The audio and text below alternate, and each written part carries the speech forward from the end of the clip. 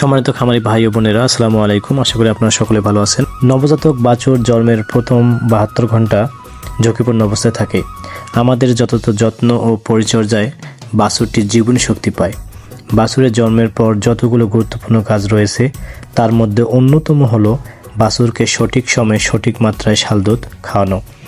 আজকে বাছুরকে শাল দুধ খাওয়ানোর গুরুত্ব নিয়ে আলোচনা করব। আশা করি এই আলোচনা আপনার খামারকে লাভজনক হতে সাহায্য করবে।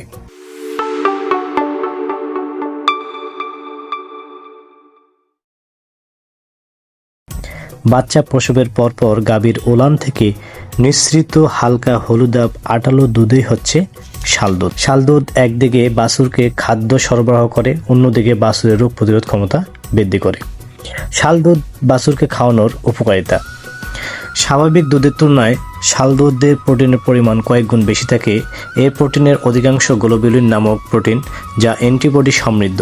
নবজাতকের রোগ প্রতিরোধ ক্ষমতা তথা ইমিউন সিস্টেম ডেভেলপ হওয়ার আগ পর্যন্ত বাছুর বা নবজাতককে রোগ জীবাণু হতে রক্ষা করে।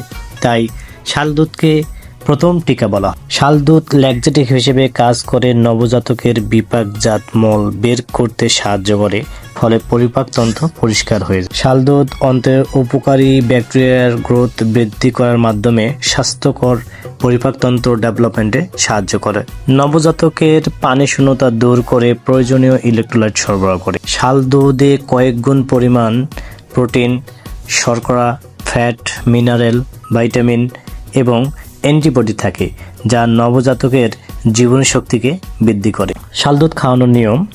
বাচ্চা জন্মের পরপর অর্থাৎ প্রথম 1 ঘন্টায় কমপক্ষে 1 কেজি শাল দুধ খাওয়াতে হবে।